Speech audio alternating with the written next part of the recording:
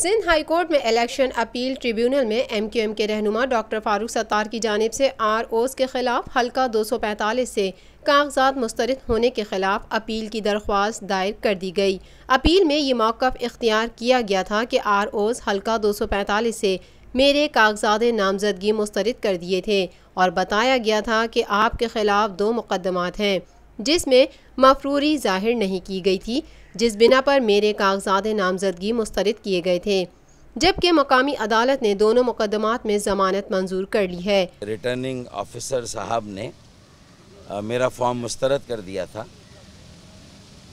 और इस बिना पर कि कोई 2 भूली बसरी FIRs कहीं से निकल आई थी, 2 नए केसेस कहीं से आ गए थे और उसमें एक केस तो 31 साल पुराना केस है जो अचानक अब सामने आया है। तो कल सेशन कोर्ट से हमने उसमें ज़मानत ली और आज यहाँ हाई कोर्ट में अपील दायर की है।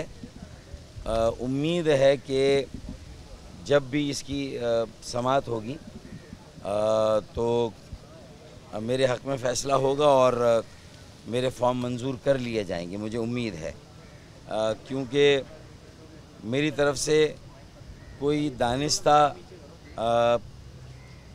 कोई चीज़ छुपाई नहीं गई। जितनी FIRs या मुकदमात मेरे इल्म में थे, जिसके नोटिस भी मुझे सर हुए, उनमें मैंने सब में बेल कराई। 28 मुकदमात में जब बेल कराई है तो ये 2 मुकदमात में मैं क्यों नहीं कराता? अगर ये मेरे इल्म में होते, मुझे नोटिस सर हुआ होता या कोई इंक्वायरी अफसर कभी आता, लेकिन बसा औकात ऐसा होता है कि मुकदमात होते हैं और अगर आपके इल्म में नहीं है तो मेरे ख़्याल में इस बिना पर सिंध हाई कोर्ट मैं समझता हूँ कि मेरी इस अपील को खातिर में लाके इसे मंजूर करेगी। एक सवाल के जवाब में फारूक सत्तार का कहना था कि मेरी कोई जायदाद ही नहीं है, बस कुछ ऐसे दोस्त हैं जो मदद कर देते हैं। हमारा मिशन महज़िब लोगों को आगे लाना है। जो नाराज़ लोग थे वो अब MQM में वापस आ रहे हैं। ये तो अल्लाह का करम है कि जायदादें नहीं हैं, और जायदादें होती तो बिकने की नौबत आ जाती, लेकिन मुख्तलिफ़ दोस्तों से काम चला रहे हैं। कुछ ज़मानत में दोस्त मदद कर रहे हैं, कहीं अज़ीज़ और रिश्तेदार मदद कर रहे हैं, कहीं कारकुन साथी भी मदद कर रहे हैं। तो इस तरह सब पे थोड़ा थोड़ा बोझ तकसीम करते हैं तो ज़मानतों का इंतज़ाम हो जाता है।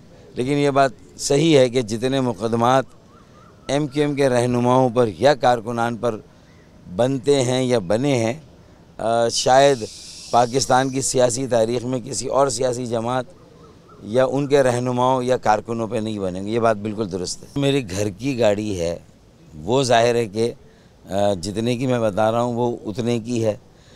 घर की कीमत आपको पता है कि जो प्रॉपर्टी की सिचुएशन है उसमें कोई कानून ऐसा बने कि उसकी जो मार्केट वैल्यू हो कोई और असेस करे, हमें डिक्लेयर ना करना पड़े। तो मुझे इस पर कोई इतराज़ PIB कॉलोनी में, हाँ PIB कॉलोनी में, ठीक है ना। अच्छा, दूसरी बात, मैंने जो मेरे पास बड़ी गाड़ी है बुलेट प्रूफ, उसका हिसाब मैंने 9 नवंबर को एक प्रेस कॉन्फ्रेंस में दिया था और मैंने यही कहा था कि सारी जमातें, उनके अकाबरीन अपने जो हैं वो डिक्लेरेशंस दें, अपने गोशवारों को डिक्लेयर करें। तो मैं तो उस वक्त कर चुका था, मुझे ज़रूरत नहीं थी कि मैं इलेक्शन कमीशन को भी दूँ। इलेक्शन कमीशन को भी देना था, मैंने दे दिया, लेकिन मैं तो आवाम में पहले ही कर चुका। एक और बात, पार्टी के ऊपर अखराजात की कोई हद नहीं है। बड़ी पार्टियों के वसाइल ज़्यादा हैं, छोटी पार्टियों को वो मुकाबले से बाहर कर देते हैं, ओपिनियन बनाते हैं, करोड़ों रुपए के इश्तिहारात ख़रीदते हैं। इलेक्शन कमीशन ऑफ पाकिस्तान को इस नाइंसाफ़ी का भी नोटिस लेना चाहिए। इससे लेवल प्लेइंग फील्ड नहीं होता, इससे नाहमवार ज़मीन होती है और एक तरफ़ा मुकाबला हो जाता है। बड़ी जमातें बड़े वसाइल के साथ करोड़ों अरबों रुपया खर्च करती है, उन पर पाबंदी होनी चाहिए।